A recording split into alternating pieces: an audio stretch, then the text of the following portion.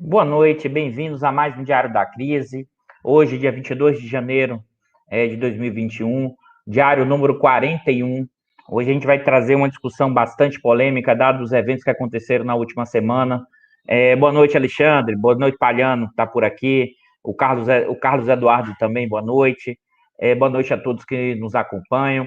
Hoje a gente vai fazer um tema, eu acho que fundamental entrar nesse debate, porque o que tem acontecido nas últimas semanas, eu acho que continua turvando os elementos da discussão do governo Bolsonaro atual.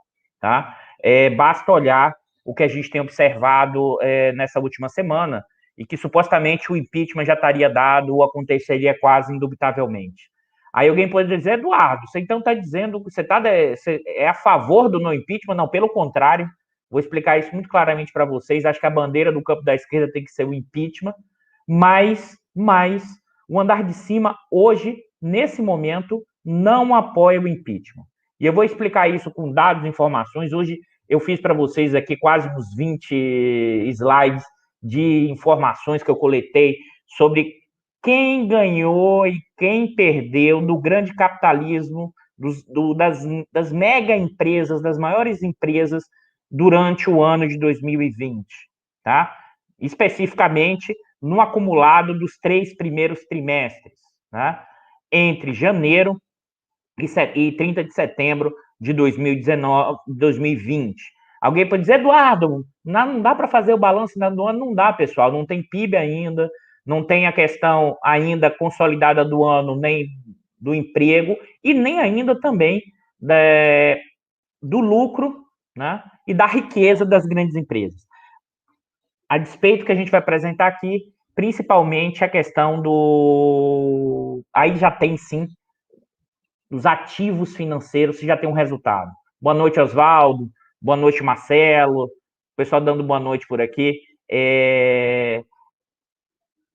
A Tatiana aí, agradecendo pelas análises. Então, assim, essa nossa função no diário, exatamente sair da discussão simplista que é dada nos telejornais, que são dados nos grandes jornalões, e sempre tendo em mente a discussão da economia política.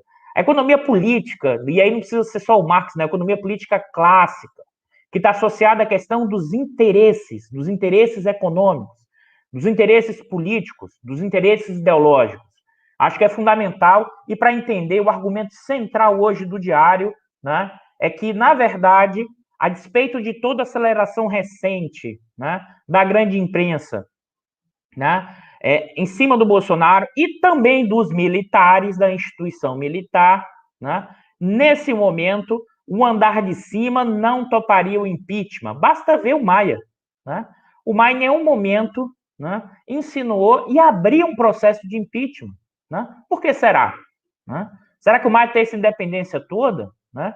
Eu acho que é importante aqui, eu quero reforçar isso, se ficarmos apenas na lógica da cena política, ou seja, partidária, eleitoral, dos blocos políticos, sem entender a questão da representação, ou seja, as práticas políticas, os interesses econômicos e políticos do andar de cima, a gente perde a capacidade de entender os processos reais de uma economia capitalista brasileira em crise. Tá? Mas alguém poderia estar aqui, Eduardo, pelo amor de Deus, por que o andar de cima, né, não apoiaria o impeachment, já que a economia brasileira esse ano vai crescer não, pessoal, vai ter uma queda de aproximadamente menos 5%. Mais ainda, como a economia brasileira, mesmo no ano passado, cresceu muito pouco, muito abaixo do esperado. Qual o motivo dos grandes empresários, dos megas empresários sustentarem esse governo quando o PIB, quando a riqueza está crescendo pouco? Né? Eu queria alertar novamente aqui a discussão do que a gente... Vocês que já acompanham o nosso diário o tempo inteiro, a gente tem batido sempre, e quem está acompanhando agora a primeira vez, eu vou reforçar, né? A gente está vivendo, desde 2015 e 2016, uma profunda mudança no padrão de acumulação do capitalismo brasileiro. Né? Na empreitada de mudar o padrão de acumulação, os nossos setores dominantes apoiaram o golpe parlamentar a partir do momento em que o Temer vendeu a ponte para o futuro como uma estratégia de saída da crise. Né? Isso permanece. E a estratégia de saída da crise está associada ao quê? Reforma trabalhista, reforma previdenciária, nesse momento, a tentativa da reforma administrativa e, mais ainda, uma profunda redução da propriedade estatal, abrindo espaço para novas formas de acumulação capitalista. Aí você vai dizer, mas Eduardo, como é possível, mesmo a economia crescendo pouco, esse pessoal conseguir aumentar a lucratividade? E eu vou mostrar os dados aqui para vocês, né? Estão organizados, eu vou mostrar os dados que evidenciam que no andar de cima, ou seja, nas principais empresas de capital aberto, uma parte representativa, né, do bloco no poder do capitalismo brasileiro, a lucratividade tem se recuperado desde 2016 e mesmo durante a pandemia, em que a economia brasileira cambaleou, a lucratividade permaneceu positiva. Em alguns setores, a lucratividade aumentou, como o setor de energia elétrica. Observe que negócio impressionante. Né? No meio da pandemia, o setor, as grandes empresas privadas do setor elétrico aumentaram sua rentabilidade. Efeito preço, porque a quantidade não subiu, aumentou o preço. E elas aumentaram a lucratividade. É nesse sentido que eu queria reforçar aqui, e vou mostrar isso com os dados, né? Que o custo hoje para o pessoal do dinheiro, para o andar de cima, implementar um impeachment, né, é significativo. Tá? A despeito, que eu acho importante, essa outra coisa que a gente está batendo o tempo inteiro,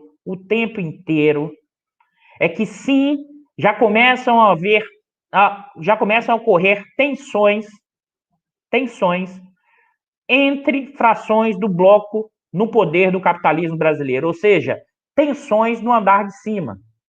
Algumas dessas, porque alguns segmentos deixaram de ganhar muito, estão ganhando ainda muito, mas menos do que ganhavam antes, e alguns desses segmentos empresariais se preocupam com uma possível mudança pragmática eleitoral do Bolsonaro, né, nesse ano, e também de parte dos militares, como, por exemplo, a reativação do auxílio emergencial. Eu queria ressaltar isso porque aqui é uma hipótese importante, depois eu vou reforçar com os dados, mas antes disso é só olhar o que foi, né, na última semana, ou nos últimos 15 dias, os principais noticiários, os principais jornais, né, da grande imprensa.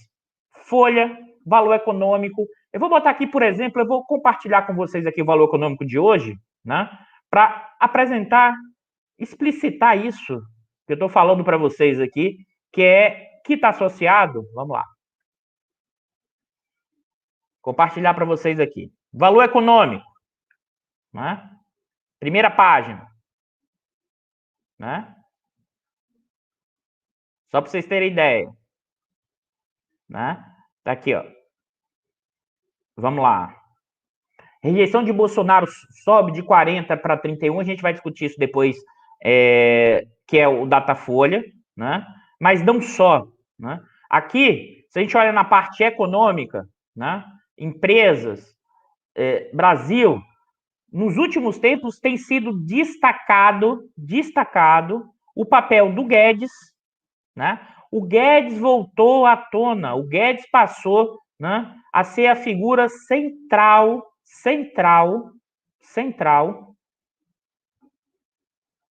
hoje do governo Bolsonaro, né?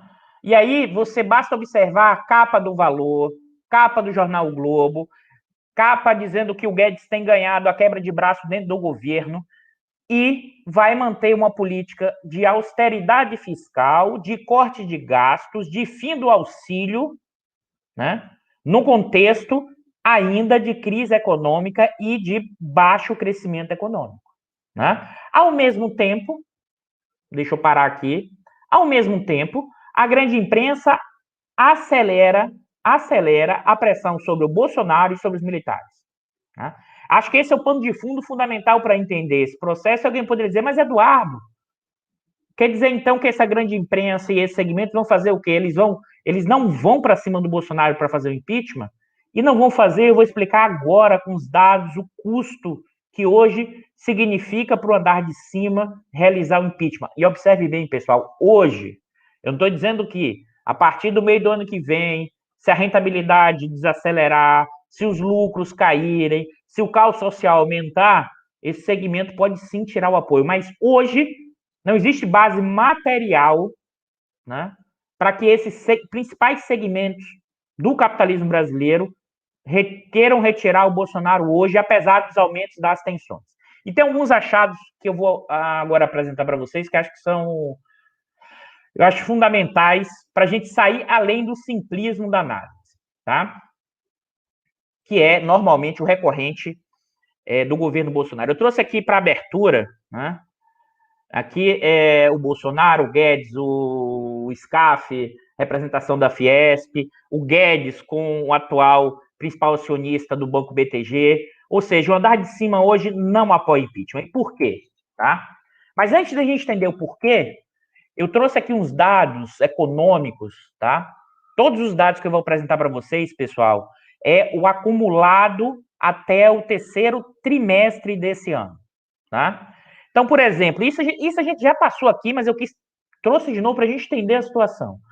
A queda do PIB acumulada, comparado com o mesmo período, foi de 5% no acumulado dos 3 primeiros trimestres. Um setor, né, da agropecuária teve um setor positivo, 2,4%.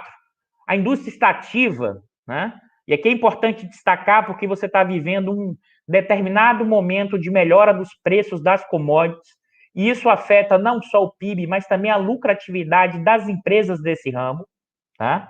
Você teve queda do PIB do segmento de eletricidade e gás, a despeito de que algumas empresas privadas do setor, as maiores, obtiveram aumento do lucro.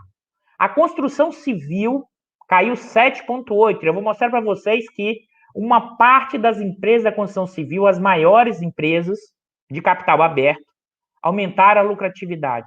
Mesmo o comércio, que caiu 5%, né, no setor de serviços, uma grande maioria do comércio, tanto varejista como atacadista, no terceiro trimestre, as empresas obtiveram lucro.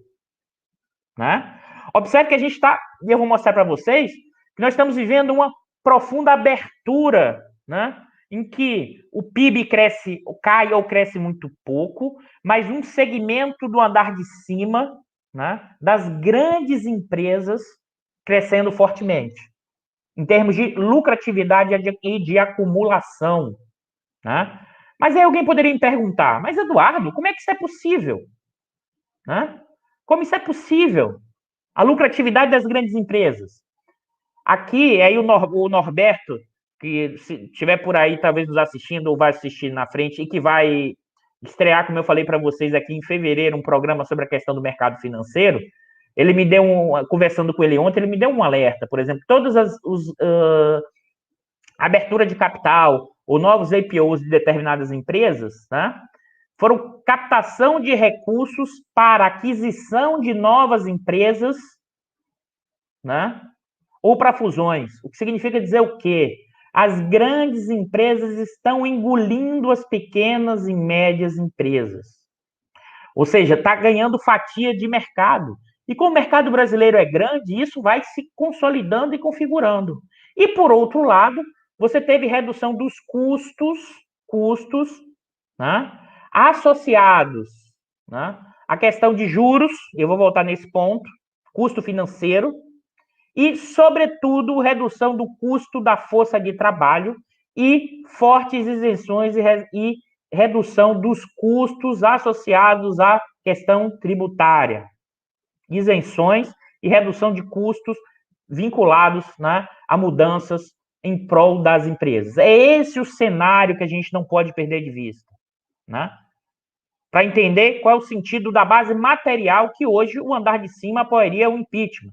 Não existe hoje, nesse momento, base material, né, para que o andar de cima apoie esse impeachment. Eu vou mostrar a partir de agora por quê, utilizando, né, eu fiz uma pesquisa aqui que eu vou depois, inclusive, tentar transformar isso num artigozinho, num artigo até maior de fôlego. Mas o que eu fiz para mostrar para vocês aqui? Vamos lá. Opa, parou a projeção. Espera aí que eu volto de novo, pessoal. Foi sem querer. Vamos lá. Vamos colocar aqui para vocês.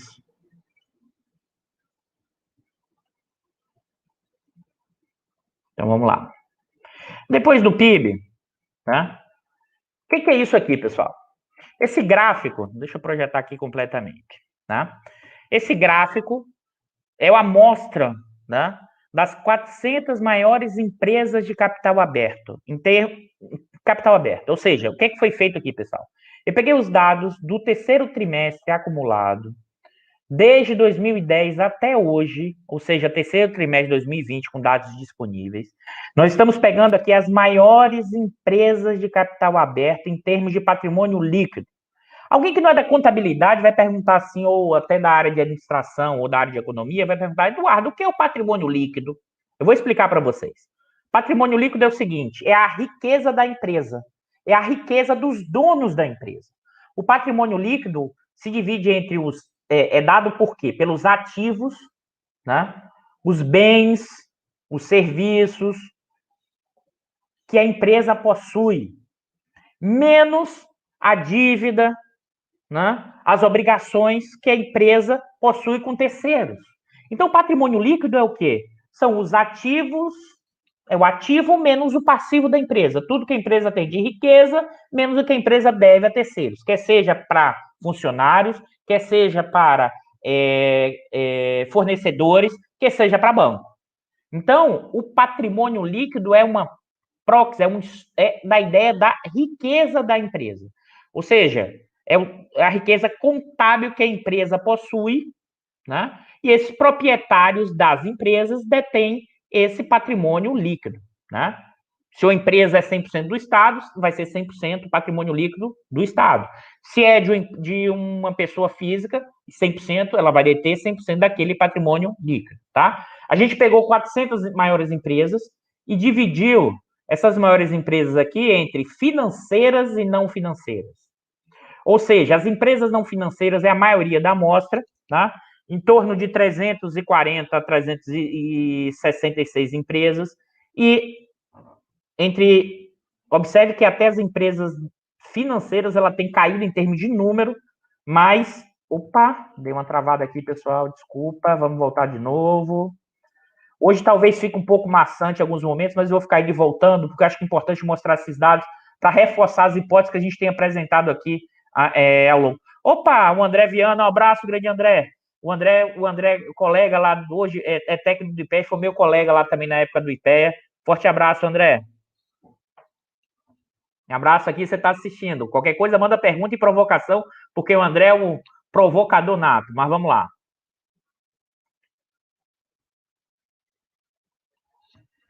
Vamos lá.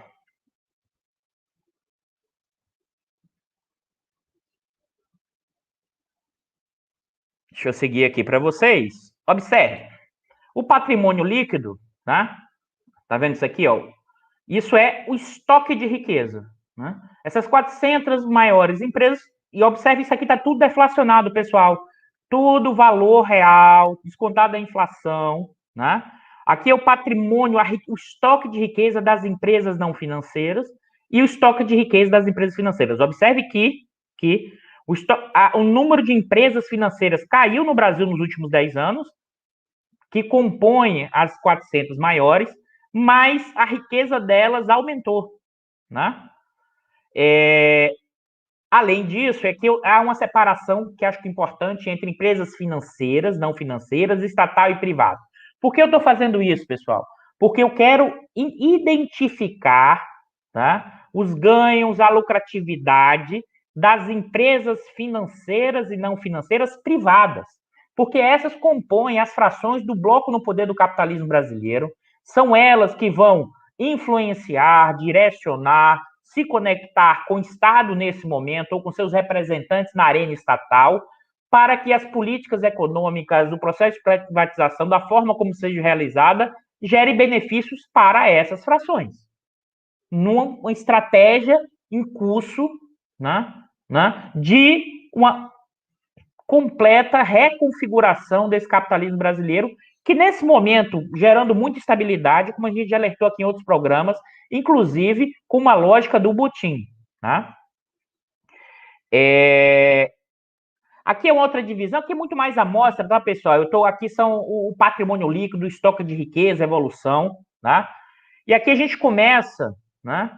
Aqui eu acho que é um elemento importante que eu sempre debati e discuti para vocês aqui o seguinte: Eduardo, mas qual é um dado que mostra que realmente está acontecendo centralização, concentração do capitalismo brasileiro? Né? Eu trouxe esse dado para vocês aqui. Ó. Se você olha as empresas não financeiras, ou seja, eu peguei todo o estoque de riqueza dessas empresas, dividi pelo número de empresas. Observe que o estoque de riqueza médio, ou seja, o patrimônio líquido médio, né? A partir de 16, e 15, que é o período de crise, ele voltou ao quê? A se concentrar. Para quem não é economista, para quem tem dificuldade aí, qual é a questão que está se colocada aqui? Olha, as grandes empresas, né, não financeiras, o estoque delas privadas, o estoque delas de riqueza está aumentando vis-à-vis períodos anteriores. Né? E observe que o lado oposto disso é a redução do estoque do patrimônio líquido médio das empresas o quê? Estatais, né?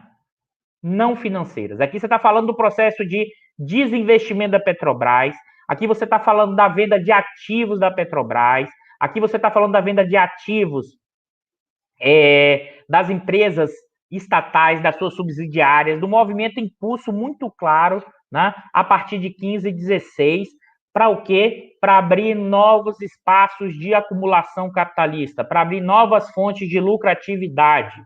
Eu não vou avançar nesse ponto aqui, mas quem tiver curiosidade, basta olhar, né, a empresa NTS, que foi privatizada, né, que é uma empresa que aluga dutos, que era da Petrobras, ela foi privatizada e presta serviço à própria Petrobras, e o lucro anual, o ano passado, né, já beirou mais de 1,7 bilhões, e sendo que a empresa foi vendida por 10 bilhões. Assim, é impressionante. Né? O que a gente está vivendo é um profundo botim, uma corrupção estrutural impressionante. Mas vamos avançando, pessoal.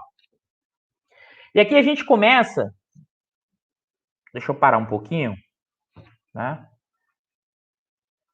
Para eu ficar vendo vocês também, porque fica o slide. Então, assim, aqui é importante a gente começar a entender que é a hipótese central desse processo. Né?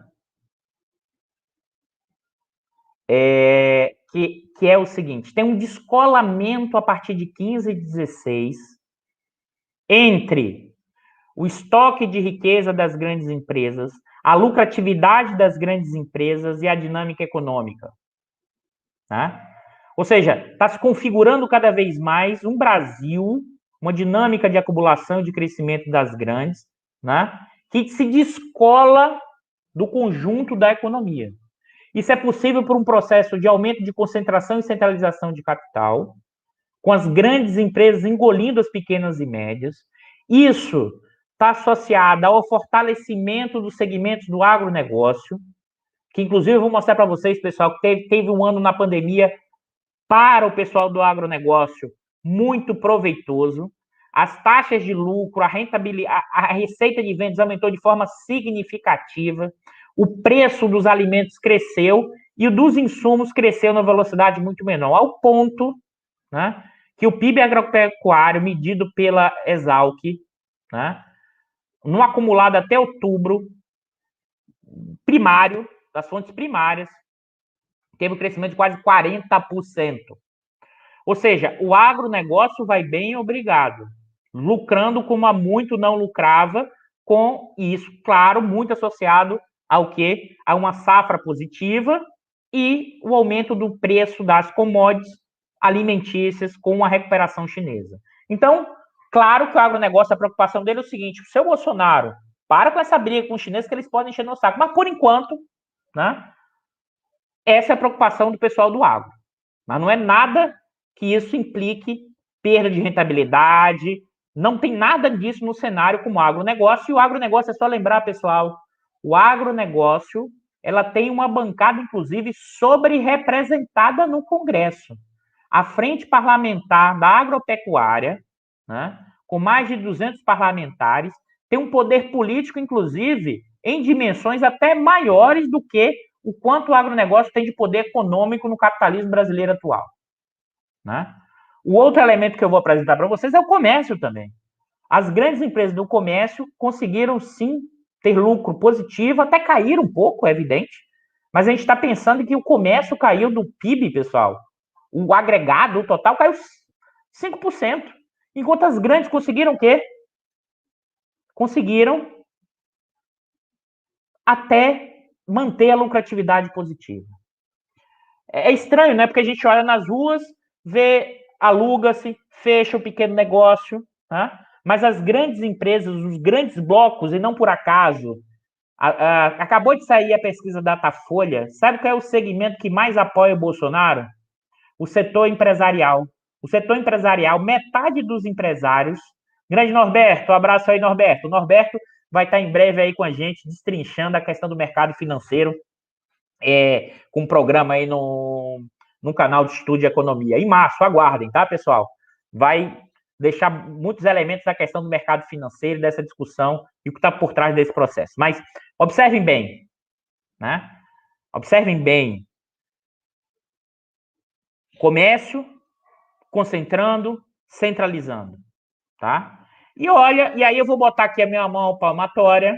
E eu lembro que eu tinha falado aqui talvez há uns 10 programas atrás, eu tinha uma expectativa que o retorno dos grandes bancões fosse maior, tá? Fosse maior. E eu vou apresentar também aqui que eles continuam com rentabilidade alta, mas a rentabilidade deles caiu em relação ao ano passado, tá? Esse é um elemento importante. Eu queria reforçar aqui que tem a ver com os efeitos da queda da taxa de juros. Quando cai taxa de juros, os nossos grandes bancões, eles sim vivem da rentabilidade, né, dos seus ativos financeiros, que sua grande maioria são títulos da dívida pública, e a queda da taxa de juros sim afeta não só a rentabilidade desses ativos, como também o quê? O preço desses ativos no mercado secundário, como a gente já comentou aqui em programa anterior, quando o grande Norberto estava aqui no último diário. Quem tiver dúvida, quem está chegando agora, volta lá nessa discussão. Eu espero até mais para o Norberto explicar essas coisas até melhor aqui do que eu estou fazendo. Mas vamos lá. Né? O que é impressionante é que no meio da pandemia, com o PIB caindo 4%, com mais de 10 milhões de desempregados, com a taxa de desemprego crescendo, com a massa salarial caindo, né? As grandes empresas continuaram, a maior parte delas, com lucro positivo. Né? Com lucro positivo.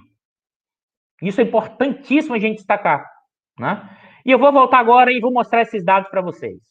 Né? Deixa eu mostrar esses dados aqui para vocês. Vamos lá, pessoal. Como eu já tinha comentado, a queda do PIB foi de 5%. O patrimônio líquido, ou seja, a riqueza das empresas não financeiras, todas da amostra, das 400 maiores, né, teve um crescimento de 4,1%, e o patrimônio líquido das empresas financeiras de 1,1%. Só que aí, para separar, porque eu queria olhar quem é esse pessoal no andar de cima, a gente fez uma separação aqui, né? E mostrando a diferença, inclusive, para as empresas privadas do capitalismo brasileiro. Se eu pego as empresas não financeiras privadas, o estoque de riqueza, o patrimônio líquido, aumentou 10%. E as empresas financeiras privadas, praticamente ficou estável o estoque de riqueza. Né? Esse gráfico nos dá a dimensão. Né? Aí vocês vão dizer, mas Eduardo, o estoque de riqueza das empresas produtivas privadas aumentou nesse período, no meio da pandemia? Sim, aumentou. Né? Sim, aumentou.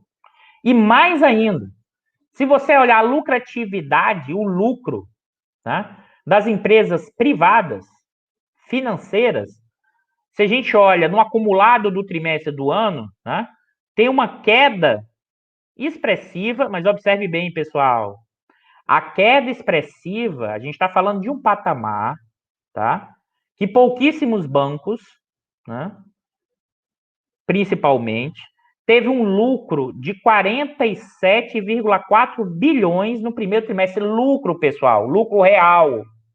47,4 bilhões. A queda em relação ao trimestre anterior, que era de 66 bilhões para o mesmo período. Os lucros do setor financeiro brasileiro são escorchantes. Mesmo com essa queda, e que aí o valor está dizendo que a maior queda do lucro dos bancos é a maior queda, só que o lucro dos bancos ainda permanece um patamar elevadíssimo. A taxa de rentabilidade dos bancos é de aproximadamente 15%. Tá? E aqui é importante ressaltar, essa queda em boa parte está associada sim à redução da taxa de juros. O que a gente já tem debatido há muito tempo, o efeito da taxa de juros e dos seus efeitos sobre o preço dos ativos financeiros, principalmente os títulos da dívida, afetando fortemente o quê? A rentabilidade, o patrimônio dos grandes bancos. A gente está falando de, por exemplo, Itaú e Bradesco, que detêm de ativo mobiliários cerca de R$ 1 trilhão. Eduardo, você está inventando isso? Não. É só olhar no balanço. Pode entrar lá.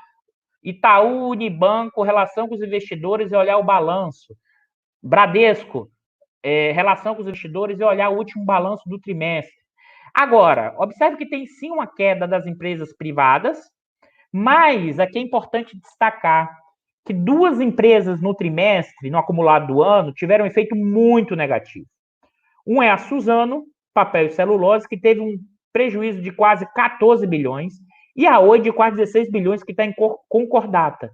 Se eu tiro a Suzano e a Oi, né, a queda é relativamente pequena e mantém-se um patamar relativamente alto de lucratividade. Né? E eu trouxe aqui os bancos. Né? Olha o PIB caindo 5, né?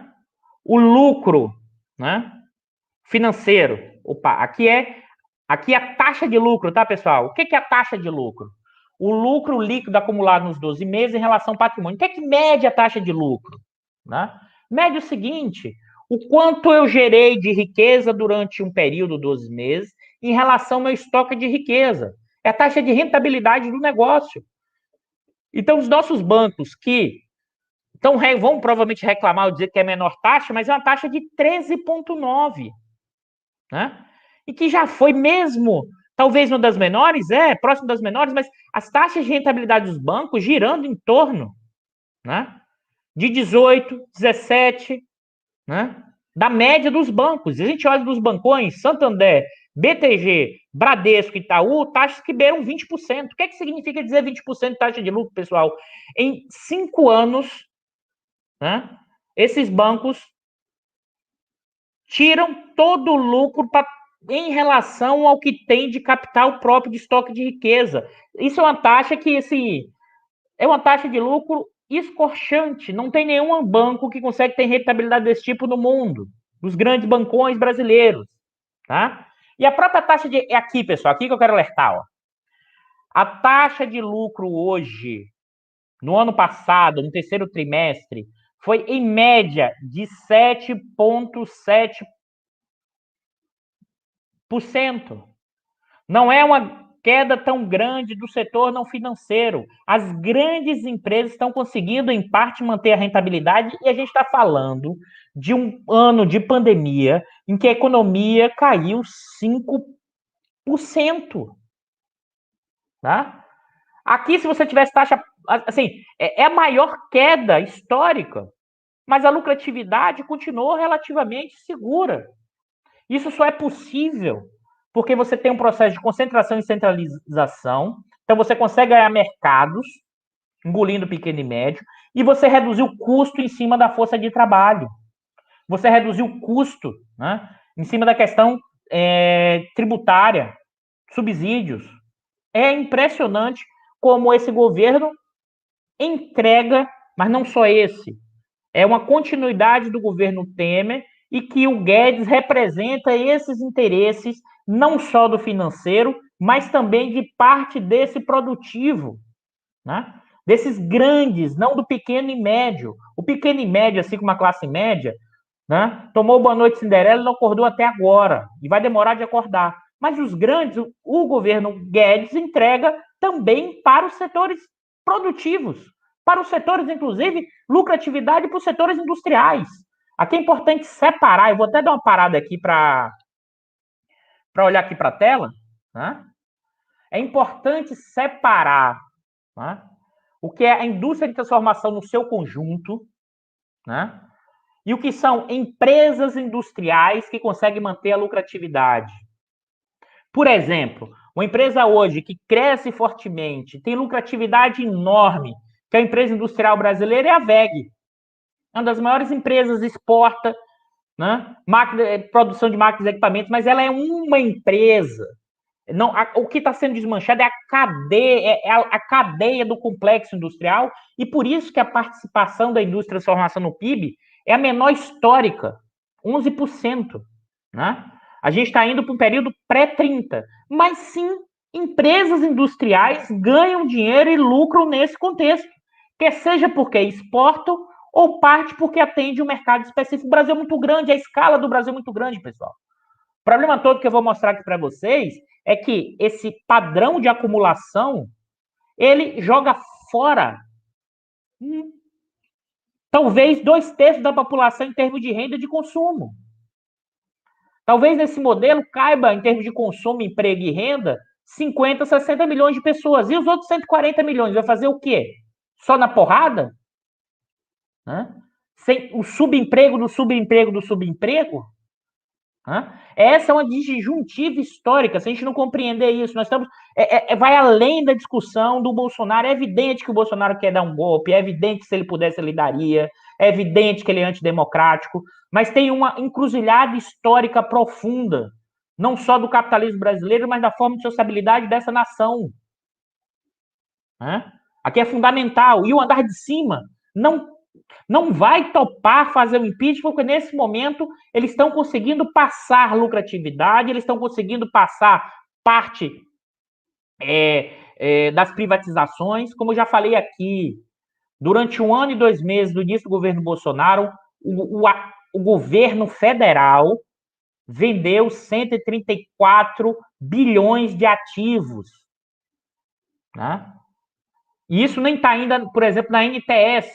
A NTS, como eu falei, foi vendida. É uma empresa que era subsidiária da Petrobras. Ela foi vendida e ela fornece única e exclusivamente para quem? Aluguel dos dutos? Para a Petrobras. Tá? Não, o que a gente está vivendo é um desmanche profundo. Mas vamos seguindo, que eu quero mostrar os dados para reforçar as hipóteses que eu estou apresentando aqui para vocês. Tá? Ou seja, eu não gosto nem de usar esse termo comprovação, mas é como os dados nos ajudam a avançar em algumas hipóteses ou cenários dessa trajetória. Mas vamos lá.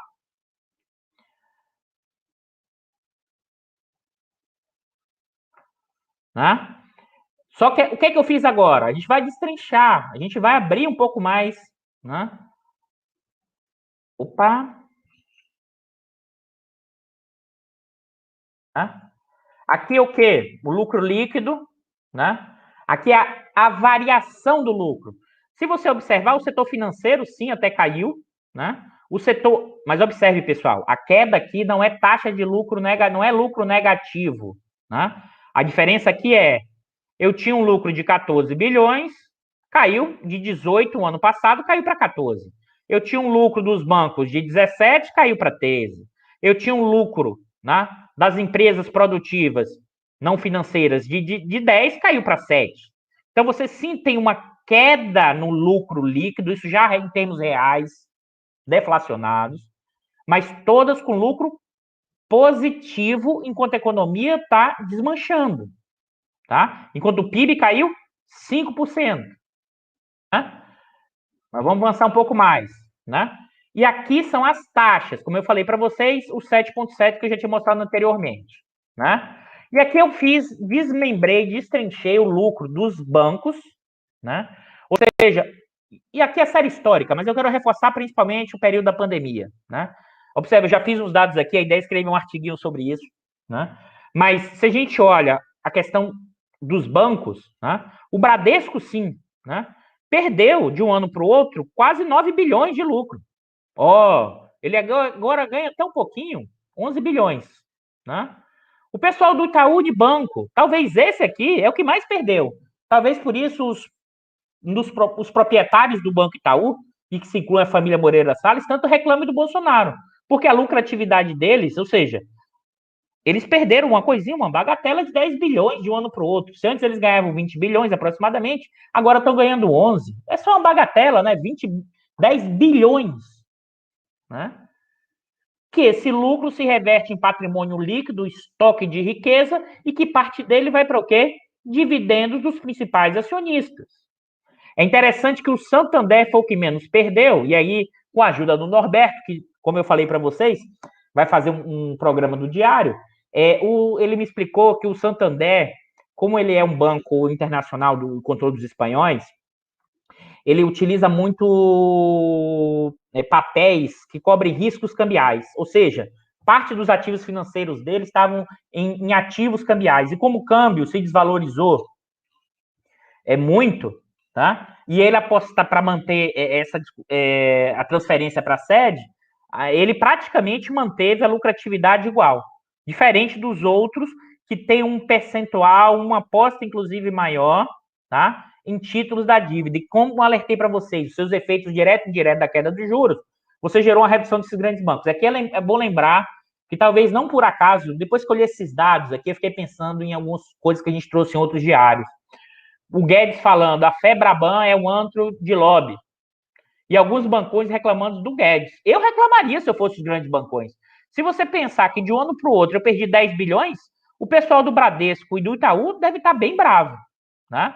Diferente do pessoal do BTG, que continua com lucratividade parecida, até aumentou um pouquinho, e o Santander, que se manteve mais ou menos estável, com o mesmo nível de lucro líquido, tá?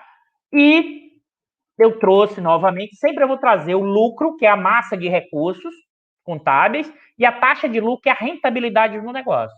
Então, por exemplo, o seu Bradesco, o Itaú, o Santander e o BTG, mesmo, e aí no caso do Bradesco, mesmo com essa queda do lucro, a rentabilidade do negócio do Bradesco é de 11%, pessoal.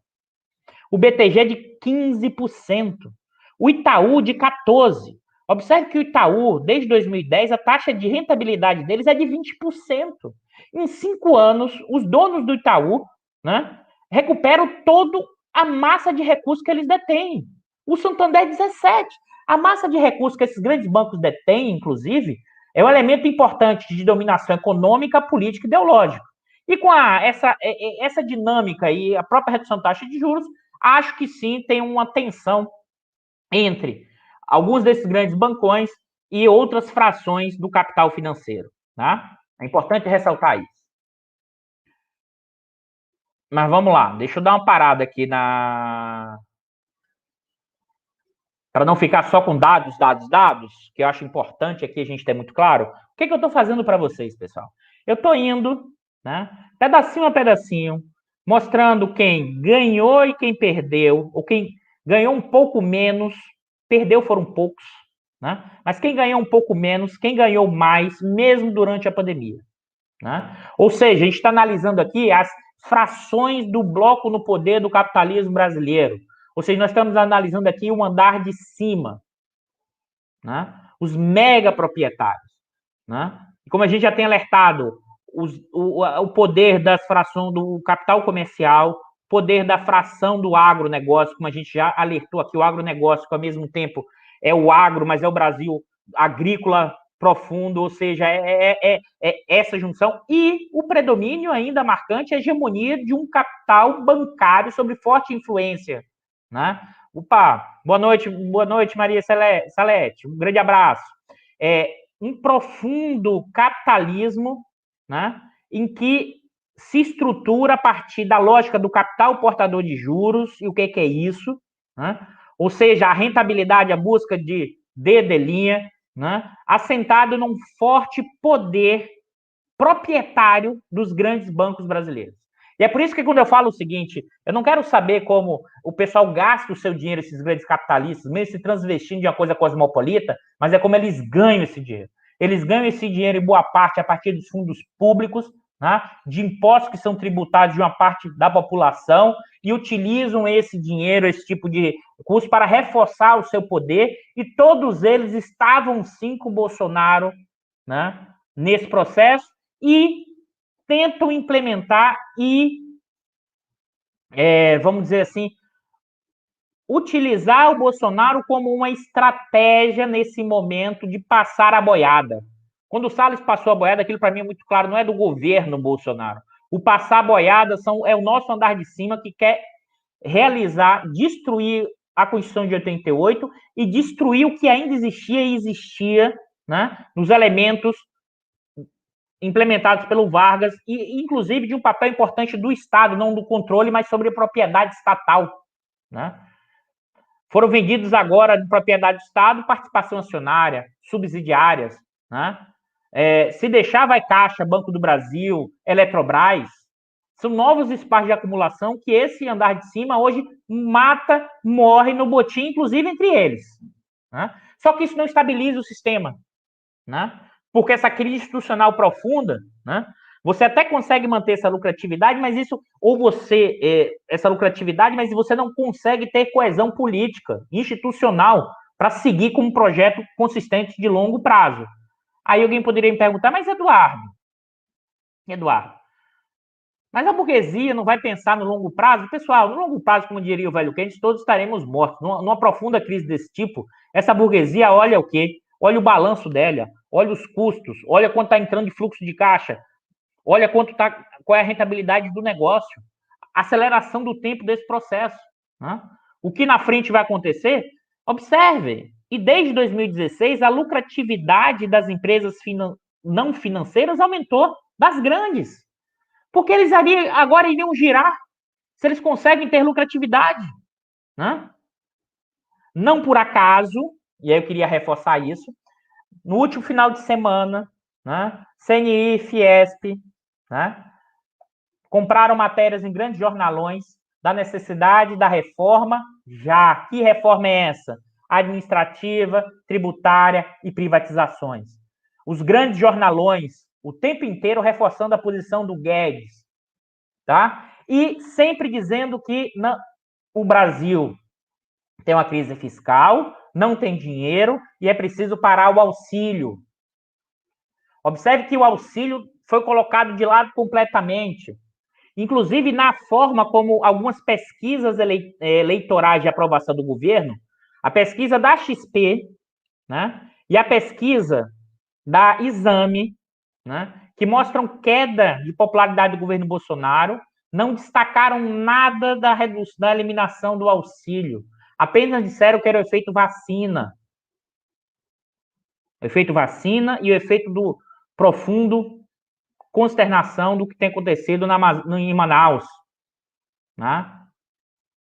Pela questão da falta de oxigênio, né? É evidente que isso sim afeta a popularidade do governo Bolsonaro, mas sim também é afetado pelo fim do auxílio emergencial. E não por acaso a pesquisa Datafolha acabou de sair, eu vou compartilhar para vocês aqui, tá? Que eu geralmente adoto a pesquisa Datafolha como melhor de representação. O Bolsonaro, né? Deixa eu mostrar aqui para vocês, né? Caiu, eu acho que é importante olhar a popularidade do Bolsonaro. De ótimo e bom, saiu de 37 para 31. Caiu 6 pontos percentuais, né?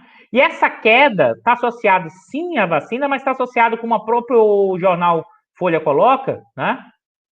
Está associada ao fim do auxílio emergencial, né, no contexto do aumento do preço dos alimentos, né? Então, a queda do Bolsonaro, aquilo que a gente alertou lá atrás, lá no Diário da Crise, no meio do ano passado, o auxílio emergencial, né? O auxílio emergencial, né?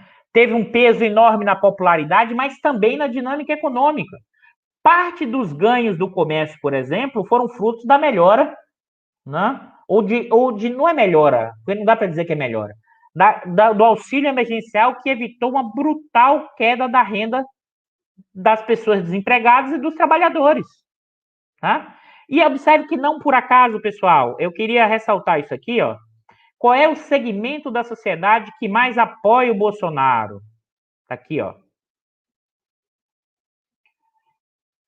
Vamos lá, deixa eu mostrar para vocês. Segundo Datafolha, acho que isso aqui para mim é emblemático do que a gente está discutindo agora.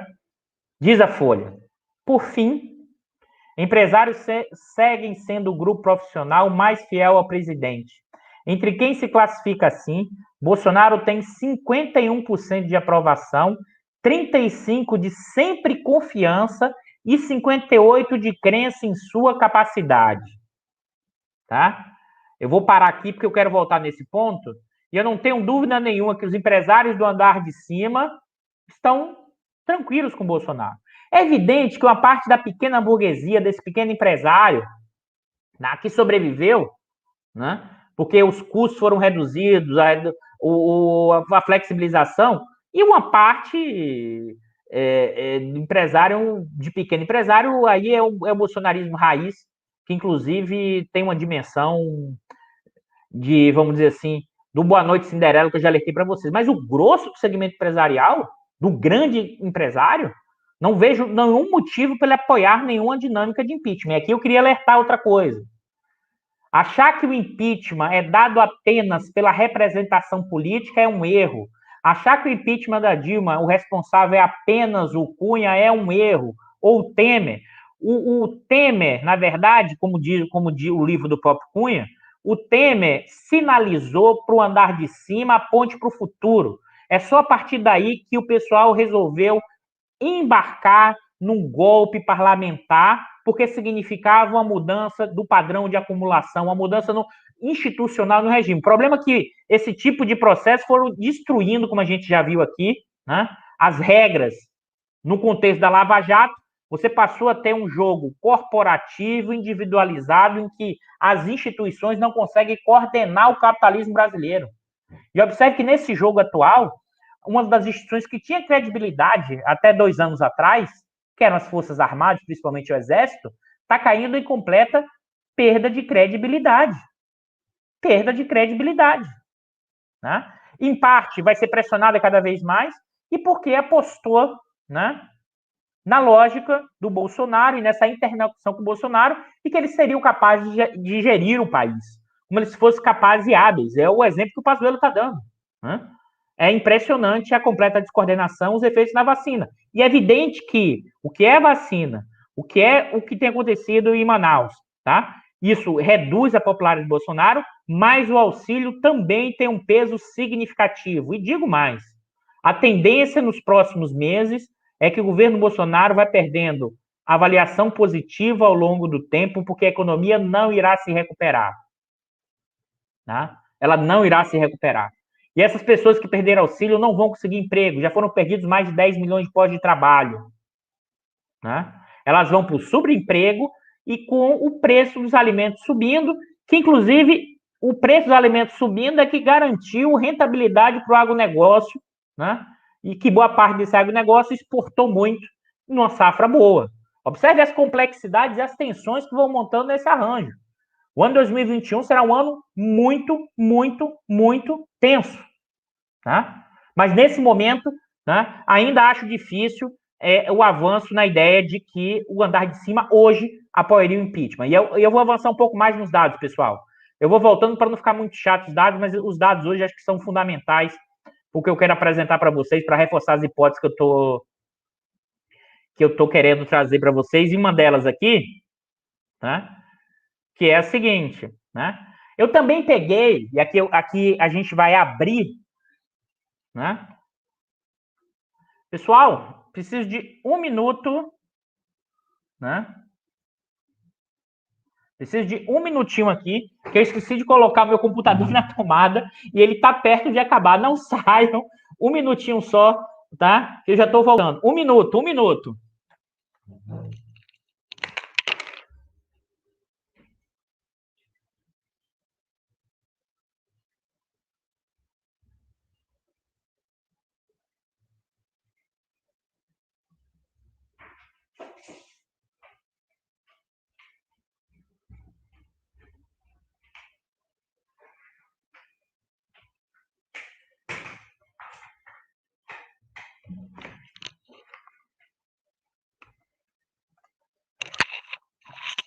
Desculpa essa...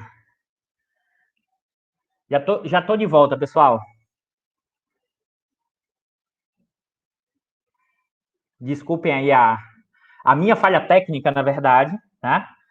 E eu vou destrinchar agora para mostrar que a lucratividade também aconteceu nas empresas produtivas, nas empresas não financeiras, tá? Só para vocês terem ideia, eu vou mostrar aqui, vamos lá. Tá? Essa amostra aqui, né, das empresas não financeiras, em torno de 300 empresas, 320, 330, dos mais diversos ramos, né? Aqui é o número de empresas, mas vou passar isso. Observe, o lucro líquido, né?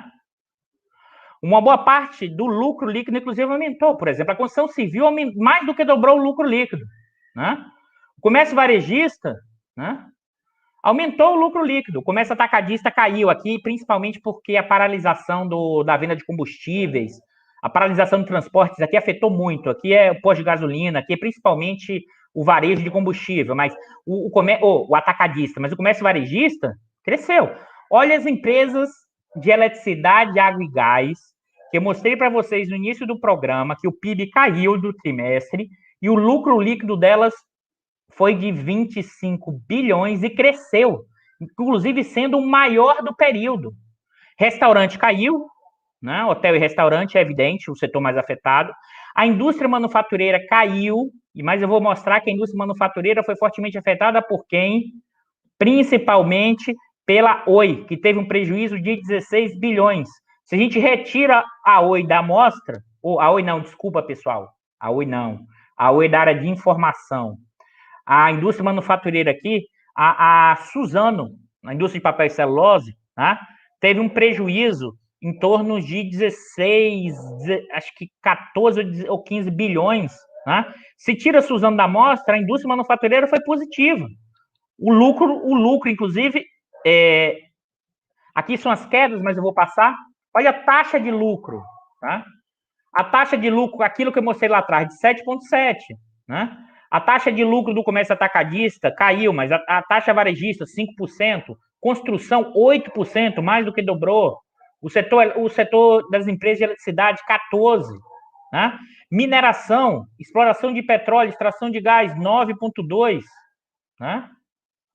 Observe que aqui, né, extração de mineração, aqui tem um efeito positivo, né? De segmentos aqui, o lucro gigantesco, eu vou mostrar aqui para vocês, de mineração e exploração de 28, aqui é a Vale. A Vale teve um lucro acumulado do ano gigantesco. Né? Aí, abrindo, né, para a discussão da indústria manufatureira, como eu mostrei para vocês, ó, tem 13 bi, e o principal prejuízo, né, é do setor da indústria de papel, de 21. Se a gente tira isso, boa parte do setor industrial, não setor industrial, das grandes empresas do setor industrial, da indústria de manufatura, das empresas privadas, teve lucro positivo. Inclusive, né, com taxa de lucro, né, positiva. A gente está falando da indústria de alimentos que teve uma taxa de lucro, aqui principalmente os frigoríficos, de 15%, pessoal. A gente está falando aqui do setor da indústria de artigos de madeira de 8%. Mesmo eletrodomésticos e equipamentos de 28%. É evidente que essas são as empresas que restaram. Elas não têm uma força política.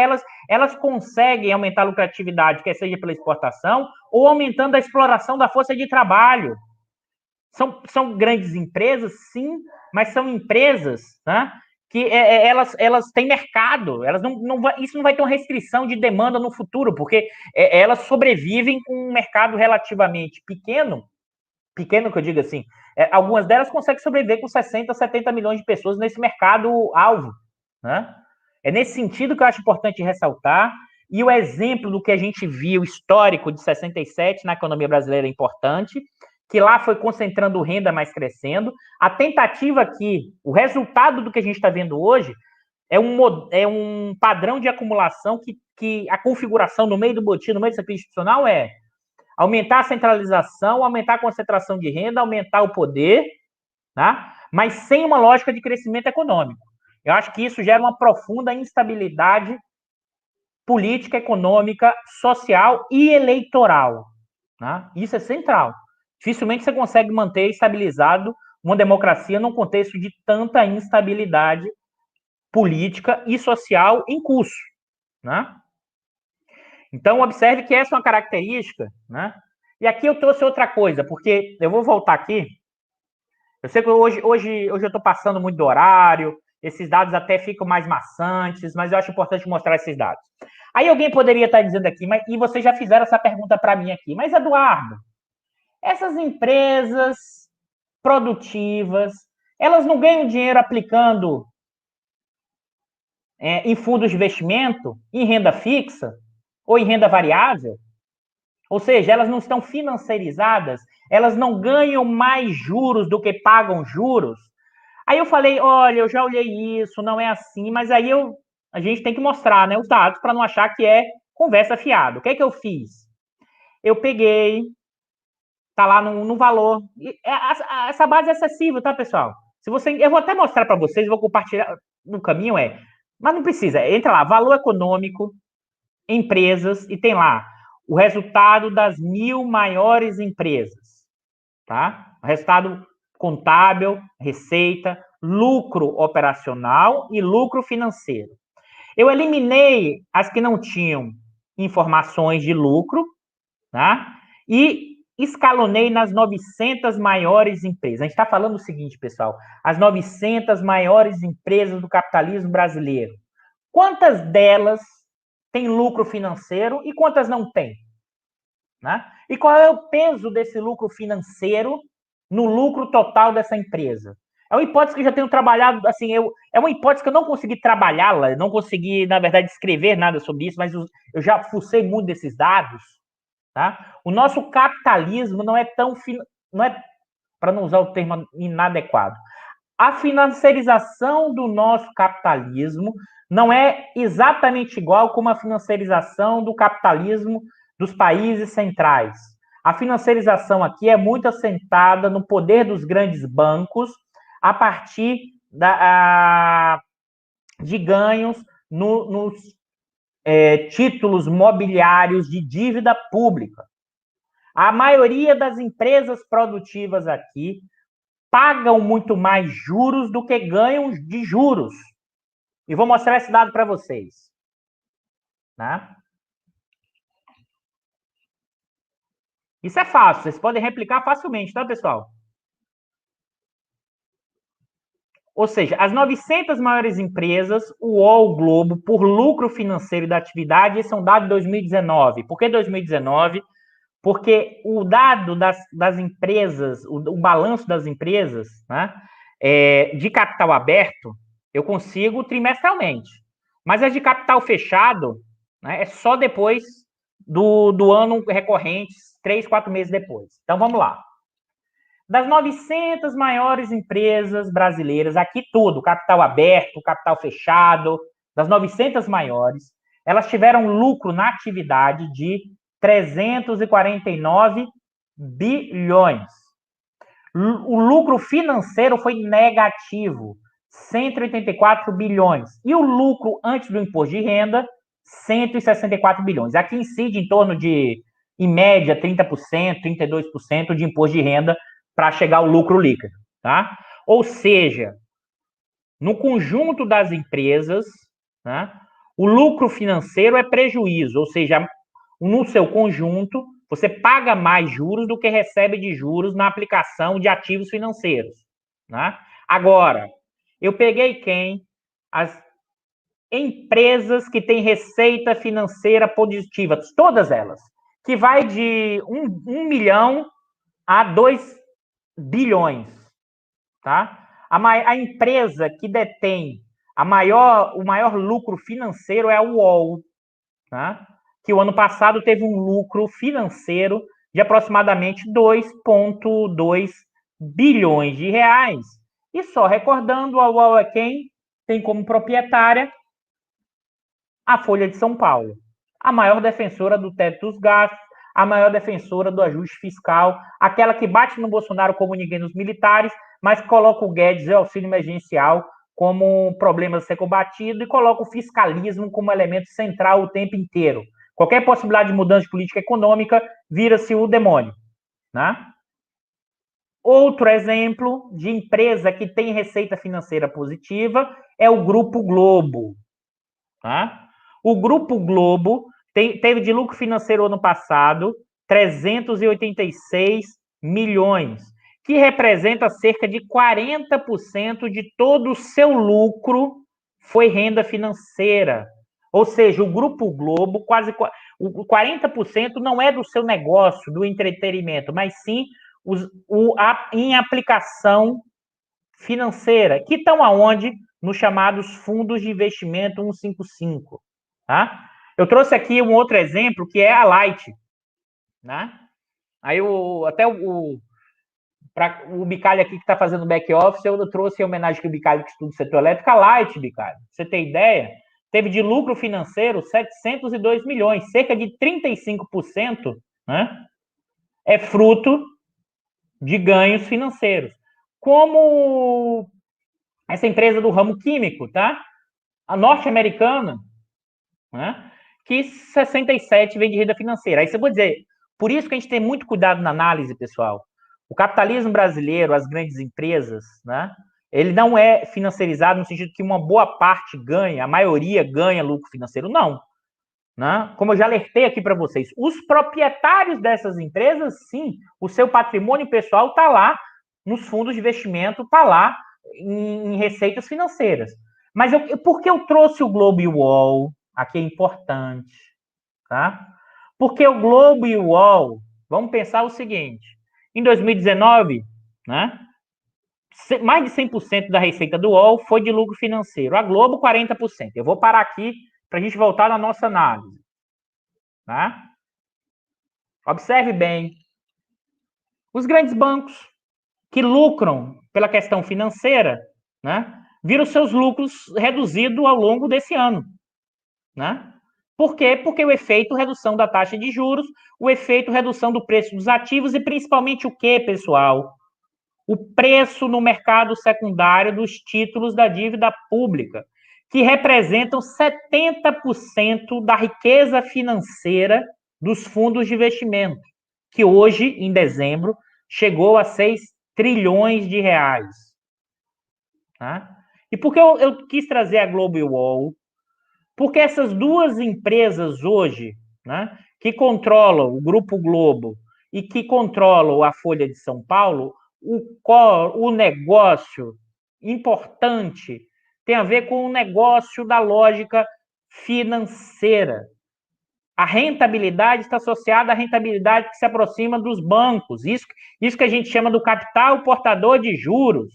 A lógica, por exemplo, da Globo, em que 40% tem a ver com ganhos de ativos financeiros, tem uma lógica de buscar essa rentabilidade. Então, se eu puder encolher aqui operacional, eu encolho, pego esse recurso financeiro, ou até vendendo pedaços, e coloco onde? Em investimentos, em ativos imobilizados, em ativos financeiros. Então, a lógica do capital portador de juros está numa lógica dessas empresas, do UOL à Globo. Aí você vai dizer, mas o que isso tem a ver, Eduardo? Desce nesse nível de abstração aí que você está utilizando do velho barbudo, e o que isso implica? Os interesses imediatos.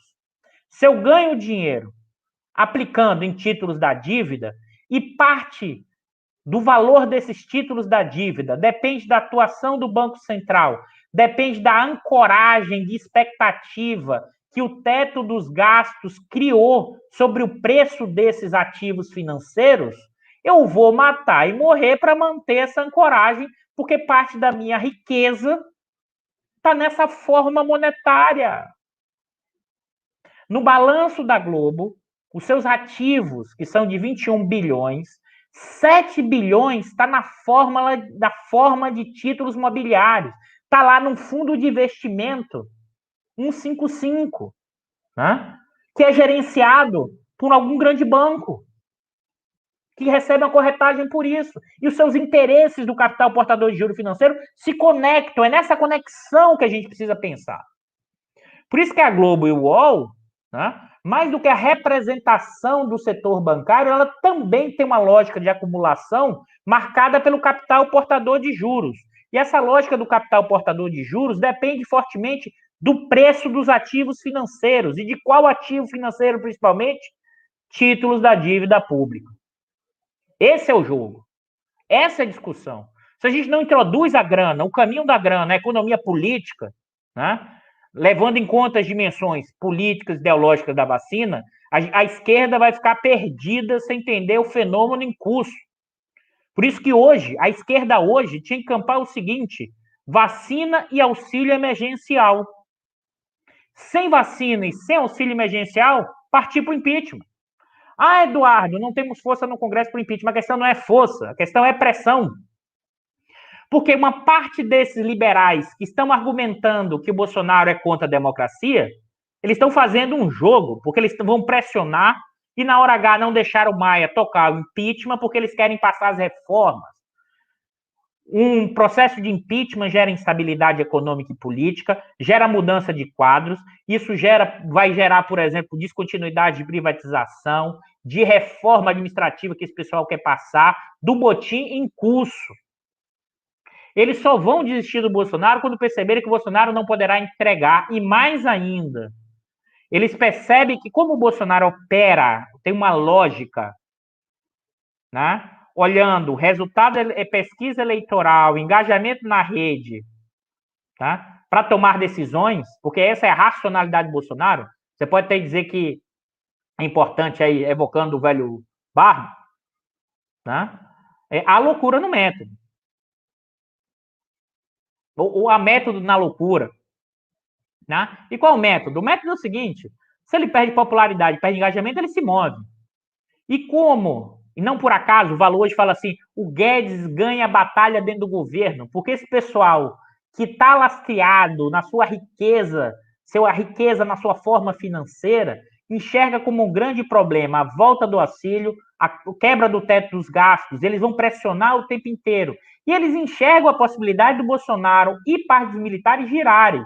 Mas aqui, pessoal, vamos acabar com isso, porque já não dá mais para dizer, não vão girar para desenvolvimentismo, para projeto organizado, desculpa a palavra chula, para zorra nenhuma disso, porque não dá, né? Não vai ser com o Pazuello, nem com o pessoal que está aí, que vai fazer esse tipo de medida. Agora, pode sim girar pragmaticamente, eleitoralmente, para manter suas posições. E esse pessoal já está buscando antecipar isso como pressionando. Aqui é um risco e o problema. Por que o risco e o problema? Porque esse andar de cima acha que pode controlar tudo. O seu DNA da Casa Grande, o seu espírito da lógica da Casa Grande. Vou fazer até um comentário para dica de cinema, que acho que eu assisti esse filme 2 vezes esse final de semana, que explica muito essa lógica da Casa Grande, que explica muito essa lógica do fim da escravidão, de como opera os nossos setores dominantes. O filme Todos Mortos, recomendo, muito bom, muito bom. Mas voltando, e qual é a lógica disso? Se transveste em um cosmopolitismo, mas na hora H quer manter os seus privilégios, os seus lucros, como diria o Florestan, de forma sociopata, arriscando fazer chantagem com o Bolsonaro e com as forças militares, mas sem querer eles tirá-los de forma verdadeira. Olha que negócio complexo. Como se eles pudessem controlar tudo. E dizendo o seguinte, botando no patamar o Guedes, que é do governo, que está junto no barco. Né?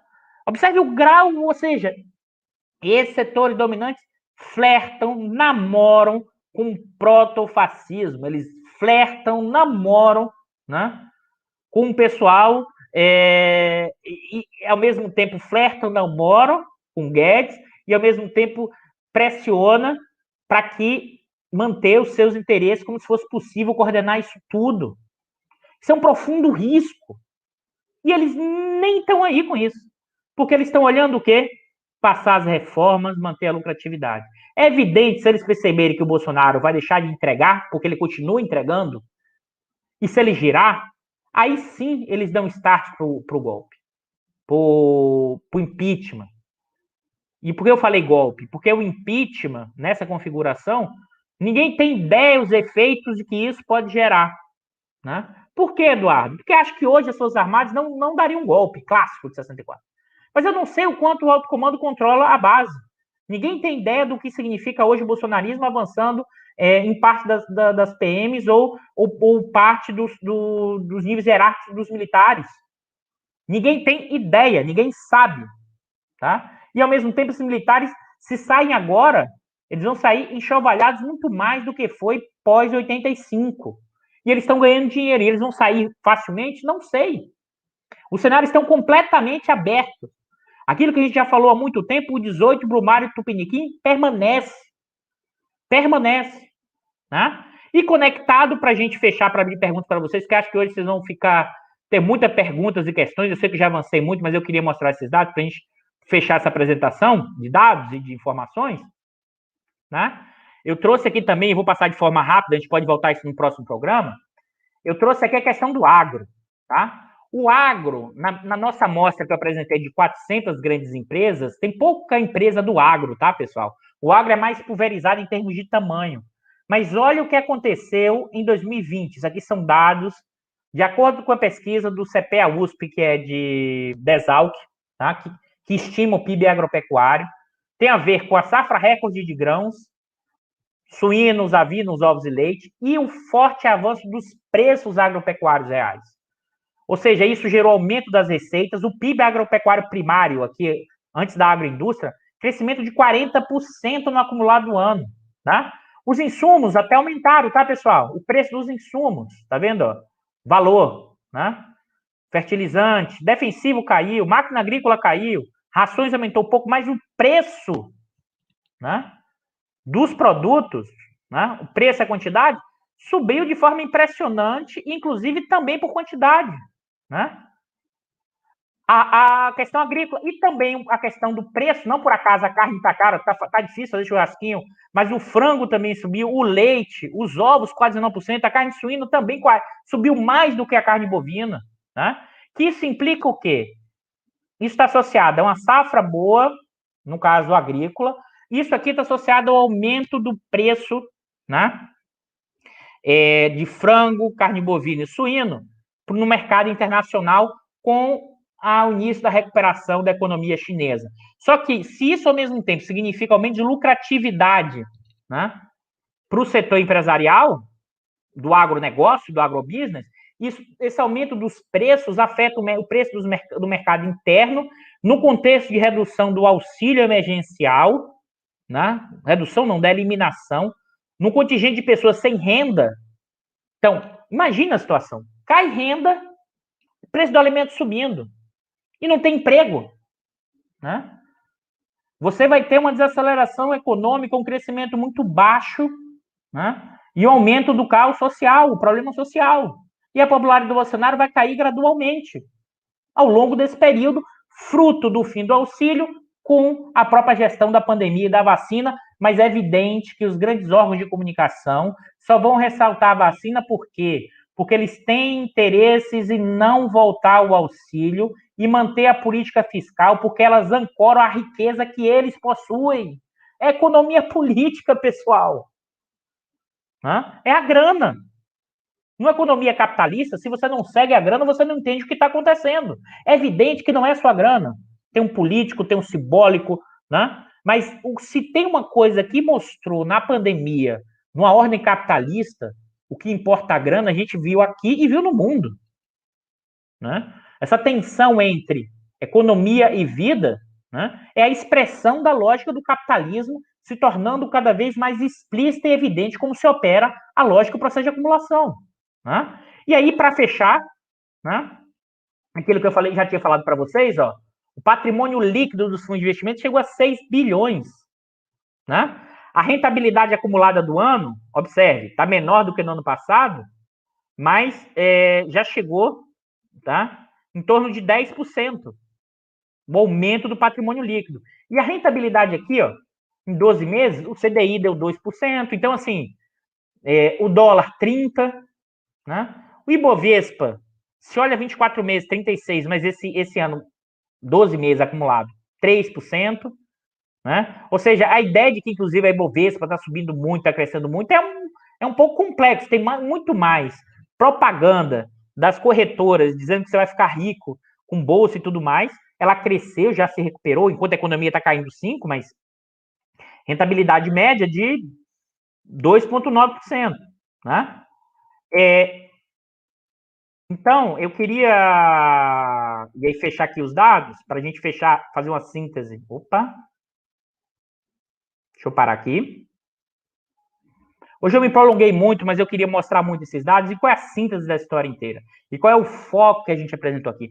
Nesse momento, o andar de cima, tá? Não apoiaria o impeachment porque ele tem enormes perdas econômicas e políticas. Então ele vai ficar pressionando o Bolsonaro, dizendo que vai dar impeachment, que ele se tentava, e reforçando o poder do Guedes. E por quê? Porque nesse momento as grandes empresas, o bloco do andar de cima, teve lucratividade expressiva, mesmo na pandemia, lucratividade positiva. Né? É evidente que os grandes bancos perderam lucratividade, mas ainda é positiva, e eu ficaria muito bravo se antes eu ganhasse 20 bilhões e agora eu ganho 10. Não por acaso, a ata do Copom já projetou aumento de taxa de juros para o futuro.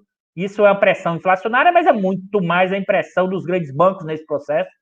Porque se tem um dado hoje que ficou evidente que a lucratividade dos grandes bancos depende de juros altos, da renda associada a títulos da dívida, né? E principalmente a renda fixa dos títulos da dívida, esse cenário recente mostrou. Né? Então, surge a pressão, existe tensões, e eles vão manter a todo custo, tentar manter a todo custo a política fiscal, né, contracionista, o teto dos gastos, e vão pressionar Bolsonaro e vão voltar a reforçar Guedes como o salvador da parte nesse processo, que na verdade estão buscando o quê? Defender os seus interesses imediatos, a sua lucratividade. É evidente lá no meio do caminho, e a gente pode deixar isso para cenários, mas a gente pode só apontar para frente.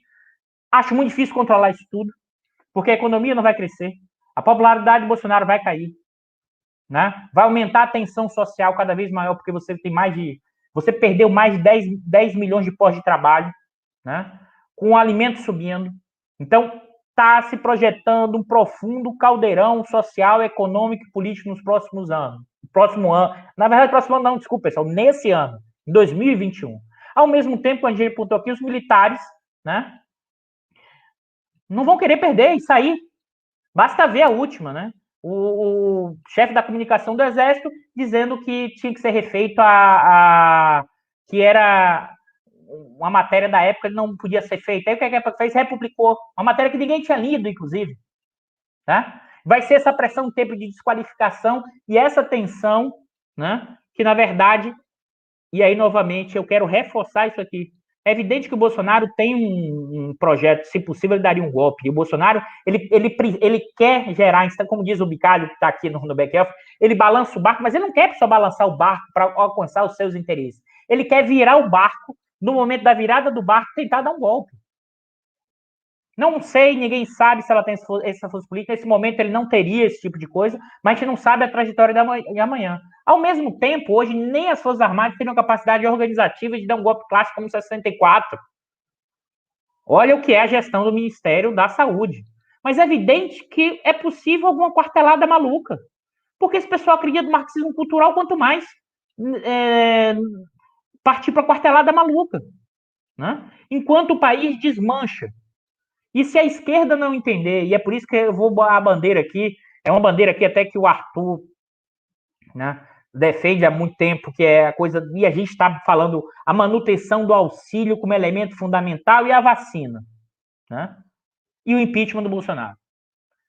Eu quero ver se os democratas, os liberais democratas, de verdade vão topar o impeachment do Bolsonaro. Na hora H, seu Maia não colocou e nem irá colocar. Ele só irá colocar qualquer coisa do tipo se tiver um aval da bancada ruralista, se tiver o aval do pessoal da grana. Essa separação de centrão, esquerda, como montou, é uma ilusão. É ilusão no sentido porque mostra muito mais a aparência do fenômeno do que a essência. E a essência em qualquer sociedade capitalista são as práticas políticas, ou seja, como esses segmentos representam interesses. Então, a bancada ruralista, que representa o agronegócio, que vai bem, obrigado, porque ela vai implementar o impeachment. Né? Claro que ela se preocupa com a questão do Bolsonaro com a China, porque a China é o principal comprador. Se a China coloca uma tarifação, você tem um problema. Mas, por enquanto, é tipo assim, pô, Bolsonaro, alivia aí. O pessoal da grana, né, reclama, porque pode dar problema, porque o Bolsonaro pode girar pragmaticamente, eleitoralmente, não desenvolvimentista, não tem nada a ver com essa discussão que ninguém, hoje nas Forças Armadas, pensa na minha lógica desenvolvimentista, porque Estado é coisa de marxista cultural, é coisa de comunista. Esse é o nível que a gente está vivendo. Um país desmanchando, mas novamente eu quis trazer para vocês aqui, pelo menos a minha leitura desse elemento, dessa situação atual, para a gente sair além da questão do fato jornalístico e indo além da cena política, entendendo o processo a partir das práticas políticas, das frações de classe, do bloco no poder, das suas relações com o Estado, com a cena política e também com a questão da legitimidade eleitoral e política. Isso é fundamental. Hoje a gente não vive uma crise de acumulação do andar de cima, como talvez tenha vivido em 15 e 16, mas nesse momento você pode até estar se gestando uma crise de legitimidade, no sentido do, aí sim, do pequeno Sardo, do Gramsci. Ou já que a gente vira marxista cultural, né? Vou citar logo o Gramsci, né? Dizem que é o pai do marxismo cultural. Coitado do Gramsci, deve estar se remoendo no túmulo. E olha que provavelmente não precisa o Gramsci. Talvez o Goberi esteja se remoendo no túmulo quando vê os oficiais hoje falando de marxismo cultural e da lógica, como se e o Brasil desmanchando como se o Estado fosse o problema. Então, é nesse contexto que eu queria para você, e acho que hoje impeachment não passa. E mais ainda, é preciso desvelar, desfraudar um discurso de uma parte dessa liberal democrática que, na verdade, está operando a partir desses interesses de cima e não vai propor impeachment, e vai arrumar uma desculpa que não tem, vamos dizer assim, voto para isso. E se a esquerda, em qualquer frente desse tipo, tem que deixar muito claro que é impeachment já. Né? Vacina e auxílio emergencial. Né? Então é isso que eu queria trazer para vocês. Desculpe ter passado um pouco mais do que normalmente eu faço, mas hoje, como teve muitos dados, muitas informações, eu vou abrir para o debate para questões, já o andar do horário, já 8h33. Vamos lá, pessoal. Tiago, o golpe militar ou miliciano não cabe na narrativa dos novos tempos vindo do norte? A escolha andar de cima é Dória ou Huck? Tiago, o andar de cima, na verdade, vai verificar quem tem capilaridade eleitoral. O Dória ou o Huck. Acho que foi exame, botou a capa lá do Dória. Sinceramente, eu acho que em termos de capa, aí eu vou fazer uma análise aqui, menos do que quem o andar de cima vai querer, mas em termos de capacidade eleitoral. Eu realmente acho que o Dória não tem chance nenhuma em termos de capacidade eleitoral. Basta olhar todas as últimas pesquisas de avaliação do Dória. O Dória é governador, pesquisa eleitoral para a próxima eleição. O Dória é um governador do estado mais rico, ele é relativamente conhecido, está na televisão o tempo inteiro, e ele não sai do patamar de 1%, 2%. O Dória ele está na verdade, o Dória disputava, tá? Voto com o pessoal bolsonarista. A visão, a lógica que o Dória implementou para chegar a governador do estado, ele foi empurrado pelo bolsonarismo, né? Ele se aproxima muito mais do bolsonarismo. Se você pensar viável eleitoralmente, que tem chance, que eu não acho que tenha também, é muito mais o Luciano Huck, porque tem essa coisa meio neoliberal progressista, como ele apaga todas as fotos que ele tirou, é capaz de ele vai desaparecer as fotos, então essa coisa de fora, que eu também acho que não terá viabilidade, por incrível, é uma hipótese que eu tenho reforçado, acho que a tendência é o Bolsonaro, mesmo perdendo popularidade, ele tem um piso alto, que é em torno de 20%, 25%, e acho que na hora H um candidato da esquerda, tá, vai estar no segundo turno com o Bolsonaro, e o andar de cima todo vai fechar com o Bolsonaro de novo. Basta olhar a pesquisa agora, 51% dos empresários acham o governo Bolsonaro ótimo. Se eu fosse empresário grande ou médio, eu também acharia isso. Mas não sou, ainda bem. Eduardo, mas o Estadão defendeu abertamente o impeachment hoje, e a Folha foi chamada de capa dizendo que a crise sanitária amplia a base para ele. Qual é o jogo? Salete, é esse que é o ponto, Salete. Assim, a Folha, para mim, claramente, ela está há muito tempo fazendo a pressão ao Bolsonaro. Tem que lembrar que a Folha diz que o Bolsonaro não é de extremo-direito na eleição e, inclusive, a própria editorial da Folha fez uma crítica enorme ao Haddad, né? Inclusive, o Haddad saiu da Folha. Para mim, o melhor texto que o Haddad escreveu na Folha de São Paulo foi o texto de saída dele da Folha de São Paulo, porque acho que o Haddad finalmente entendeu o jogo. Entendeu qual o jogo? Porque o andar de cima, né, não escolheria o Haddad. E olha que o Haddad não seria dessas contradições, mas acho que a parte do Estadão, ou seja, tem uma disputa aí, Salete, que uma parte é meio Dória, uma parte assim, uma parte da chantagem, e outra parte não tem controle, faz o movimento, porque trabalha com a Chink, trabalha com a pressão. E como se, por exemplo, é impressionante, como se o vice, o Mourão, fosse muito diferente do Bolsonaro. Pessoal, o Mourão, em novembro de 2017, falou da intervenção militar na maçonaria. Tá? Eu acho que, inclusive, se você pensar em termos hierárquicos, né, o Mourão se estabilizasse, ele sim poderia proclamar. Não acho que as forças fariam isso nesse momento, mas o cenário é muito incerto. Né? E o impeachment, nesse momento, assim, o Estadão hoje pouco representativo no sentido do pessoal da grana. Né? O Estadão virou uma coisa meio último resquício a junção do PSDB tradicional com uma coisa meio ultraconservadora, tá? O Estadão agora resolveu bater, mas assim, é bater dizendo, inclusive, que o Bolsonaro é igual à esquerda brasileira, que é igual ao PT, é uma completa insanidade. É uma completa insanidade. Né? Eu acho que eles vão até acelerar, mas eu acho que essa aceleração só... Esse que é o ponto, para mim. O Estadão, o Folha, né? Ele não tem o poder de direcionar os processos, a cena política. É o pessoal da grana. O impeachment da Dilma só saiu, é isso que eu quero ressaltar aqui. Em novembro de 15, o dono da Globo conversou com os senadores do PT dizendo que a Dilma ficava até o final. O Trabuco deu entrevista na Folha de São Paulo que não era hora de impeachment. Isso só mudou quando o Temer deixou claro assim: vem comigo, né? Que eu entrego a ponte para o futuro para vocês. A partir daí é que fechou completamente. Claro, antes tinha Fiesp, mas Fiesp antes sem força. Claro que tinha, né? Esse pessoal MBL, esses think tanks, essa coisa desses aparelhos privados hegemônicos, a classe média, né? Que ainda continuou no Boa Noite Cinderela. As classes médias não voltam para a rua. Não volta, desculpa, pessoal. Né? Tem um ódio de classe e tem um ódio à esquerda. Se a gente não consegue entender isso, né? O ódio de classe, no caso brasileiro, é marcante. Assistam esse filme, Todos os Mortos. O ódio de classe é marcante na nossa sociedade brasileira, o ódio à esquerda. Pedro, boa noite, professor. O setor agropecuário, como a agroindústria, tem capacidade de incorporar mais trabalhadores hoje marginalizados? É essa que é a questão, Pedro. Eu já reforcei isso aqui e vou voltar a esse ponto. Se nós fôssemos uma Austrália ou um Canadá, né, no sentido populacional, esses são dois casos emblemáticos que o agro, né, consegue puxar o país como um todo. Nós não temos essa capacidade, o agro não consegue incorporar mais trabalhadores e mais ainda. O próprio agro está cada vez mais se industrializando, cada vez máquinas e equipamentos, né, e dificilmente incorporará trabalho, com aumento de produtividade, colheitadeiras e tudo mais. O que esse agro pode puxar, e aí puxa, como a gente já percebeu isso, alguns estados. Se você pensar o Mato Grosso do Sul, ali gera uma dinâmica, geram as concessionárias para os proprietários comprarem sua Hilux.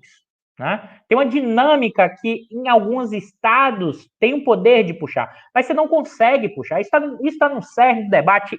Olha que a gente está voltando. Está voltando no debate dos anos 30 entre o Simas e o Gudan. Tá? O Gudan defendendo, né, aumento da tecnologia e da produtividade na agricultura, a ideia das vantagens comparativas e cardianas para puxar o crescimento econômico, e o Simas, à época, falando na questão da necessidade da industrialização. É o que o presidente do IPEA falou, ele está voltando às teses do Gudan dos anos 20, que o crescimento brasileiro teria que ser puxado por ganhos de produtividade na agricultura. Né? Pedro, isso pode até conseguir permitir, como eu falei, a trajetória que a gente está vendo, quer seja do agro, quer seja do capital comercial, do financeiro, isso cria emprego, renda, talvez, não dá para ter certeza, mas talvez por 50 milhões, 60 milhões, empregos com dignidade. E os outros 150? E os outros 100 milhões? Que hoje, os 100 milhões, né, ganham, em média, no máximo, R$800. Isso vai deteriorar isso ainda, mas como é que você segura a sociedade? Como é que você cria mínimo de coesão social? Hã? Se você não minimiza a profunda desigualdade social desse país. Nosso problema é desigualdade social, e a desigualdade social no nosso país é fruto da concentração de renda, é fruto da concentração de conhecimento, é fruto desse andar de cima que, na hora H, burla as regras, as normas, o Estado de Direito, para manter sua lucratividade, seu status a qualquer custo.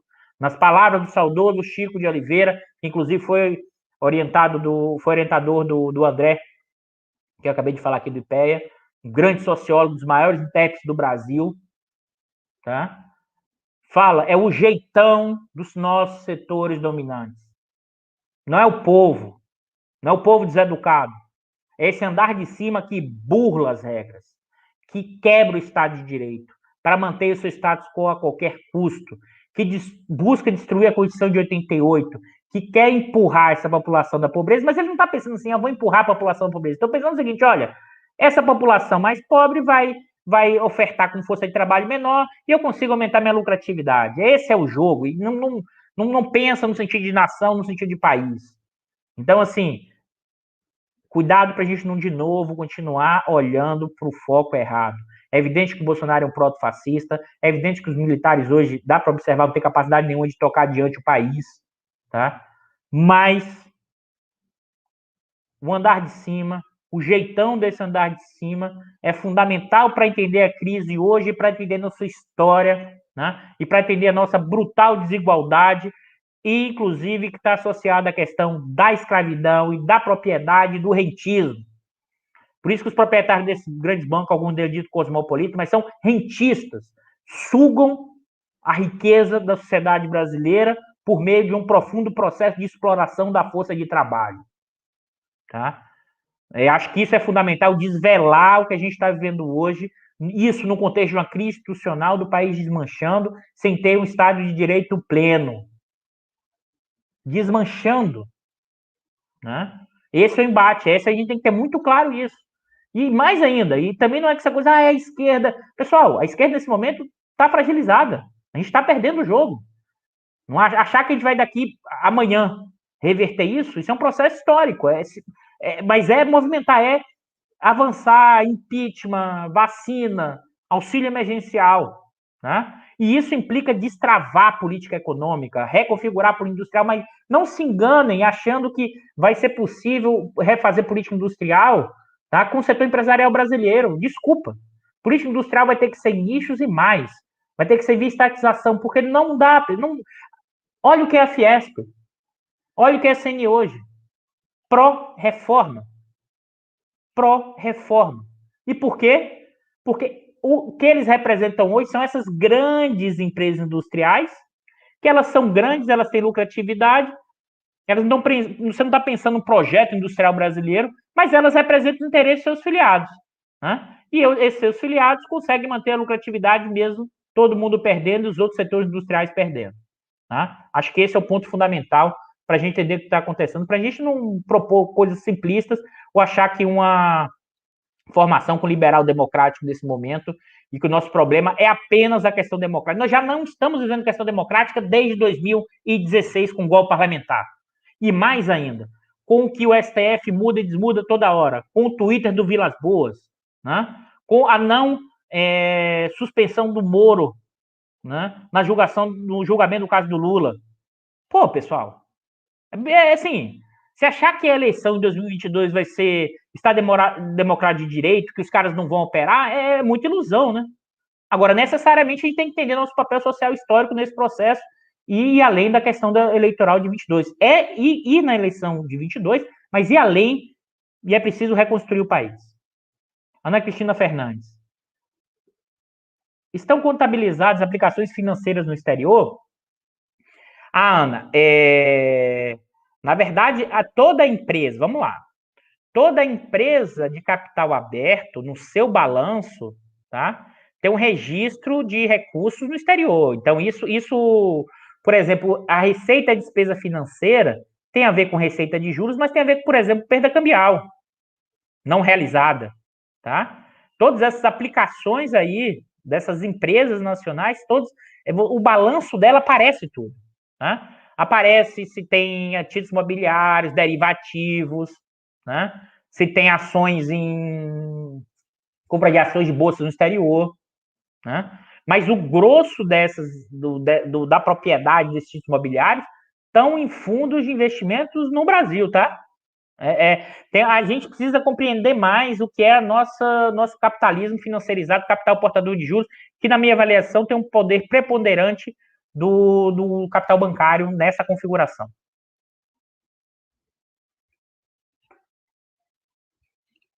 Marco Costa.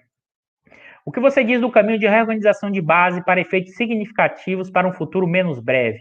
O movimento de potencialização de lutas já existentes, como o acréscimo de outras, como a União dos Trabalhadores dos mais diversos setores, do chão da fábrica, construção civil, sindicatos, MST, movimento negro, movimento das favelas, contra a violência policial, estudantes, pequeno agricultor, operários, funcionários públicos, enfim. Marco, assim, você trouxe um ponto que é fundamental.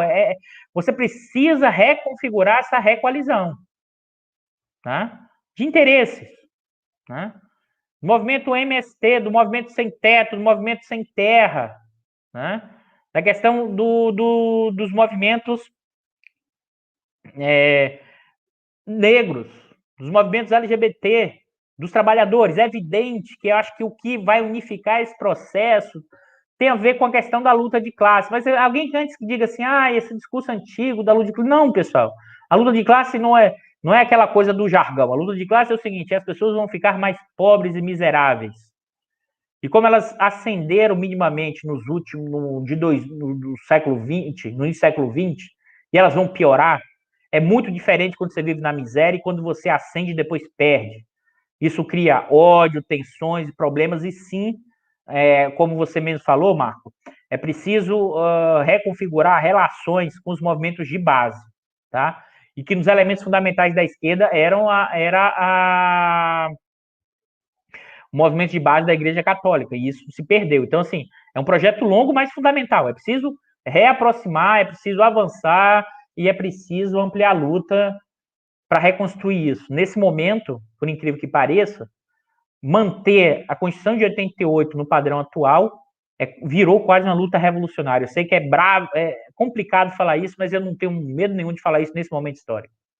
É preciso entender a conjuntura para entender os movimentos e as lutas, para pensar as estratégias no curto, mas no longo, mas também estratégias no curto prazo. Luiz, professor, a recente saída das multinacionais do país é um problema ou uma solução a longo prazo? Luiz, aqui tem que lembrar o seguinte, eu li depois eu posto até aqui no chat, um texto de um professor que um grande amigo me mandou lá da Federal de Juiz de Fora, se não me falha a memória. O caso bom, eu vou me apoiar nele, mas o caso da Fiat tem especificidades do que é a nova reconfiguração da indústria automobilística num contexto, vamos dizer assim, de reestruturação de estratégias nacionais e internacionais. É evidente, se você olhar, tem sim uma saída de capitais durante o governo Bolsonaro, sim, tá? Mas não acho que isso seja uma preocupação, né, que os setores dominantes atuais tenham nesse debate. Até sim, o pessoal mais financeirizado está querendo que entre mais dinheiro para aumentar o preço dos ativos financeiros. Se você pensar os cenários das corretoras, XP e bancos, eles esperam que com a manutenção do teto dos gastos do fiscalismo, tem uma enxurrada de capital estrangeiro. Por que eles estão pensando isso? Ou estimulando isso? Ou querem isso? Porque com essa enxurrada aumenta o preço dos ativos que eles detêm, né? Então, assim, mas não acho que... na verdade, deixamos de ser importantes, e no caso da indústria automobilística, você precisa, aí sim, é um tipo de... Você aumentou a concorrência, tem mais montadoras, e elas precisam de demanda, tanto no mercado interno como no mercado externo. Então, é um pouco... Eu não vou entrar nesse debate aqui, mas é mais complexo apenas do que esse caos, mas esse caos também institucional afeta esse processo, tá? É isso, pessoal. A gente já está com 1h45, é muito tempo. Eu queria agradecer a todos. Um abraço, boa noite. Quem não conseguir responder as perguntas, a gente fica para a próxima semana. E obrigado por vocês ficarem aqui até quase 9 da noite, na sexta-feira, quase 1h40 de live.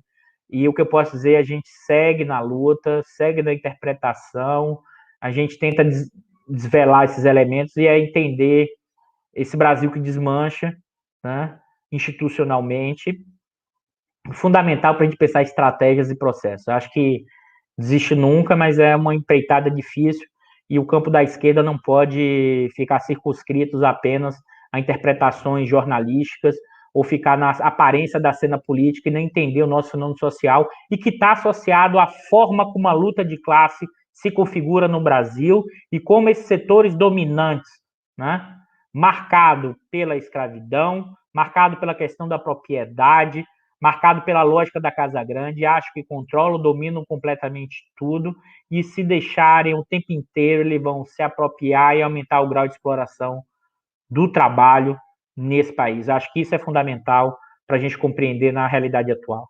Abraços a todos e boa noite, bom final de semana. Sexta que vem a gente continua por aqui. Forte abraço a todos. Boa noite, pessoal.